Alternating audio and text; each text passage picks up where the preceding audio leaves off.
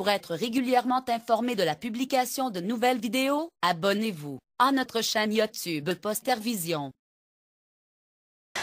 Une autre pathologie, ce sont les myopathies inflammatoires. J'en parle parce que c'est une pathologie qui est assez fréquente et qui atterrit toujours en médecine générale par des manifestations musculaires, très souvent des déficits au niveau des ceintures rhizoméliques et auxquelles s'associent des manifestations articulaires, cutanées et dont le pronostic est dominé par une atteinte cardiaque, une atteinte respiratoire. Et il faut savoir que dans près de 14 à 30% en fonction des séries, elles sont associées malheureusement à une néoplasie. Et ces myopathies, donc en plus de l'IRM musculaire, comme je disais au début de la présentation, il existe des auto-anticorps qui sont classiques et spécifiques de cette pathologie, entre autres ce qu'on appelle les antisynthétases, les anticorps antisynthétases, et en chef de file les anti-JO1, qui réalisent donc en plus donc de manifestations musculaires, elles présentent également des manifestations articulaires,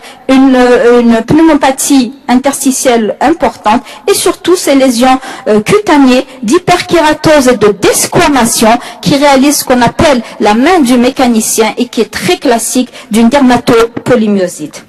Les autres manifestations cutanées qu'on doit rechercher, c'est ce qu'on appelle donc cet œdème liliacé, violacé, liliacé en périorbitaire et les papules de Gautron qui sont très souvent associées malheureusement au syndrome donc paranéoplasique, tel ça a été le cas de cette patiente qui avait une néoplasie du sein. Merci d'avoir regardé cette vidéo. Abonnez-vous et partagez-la sur Facebook.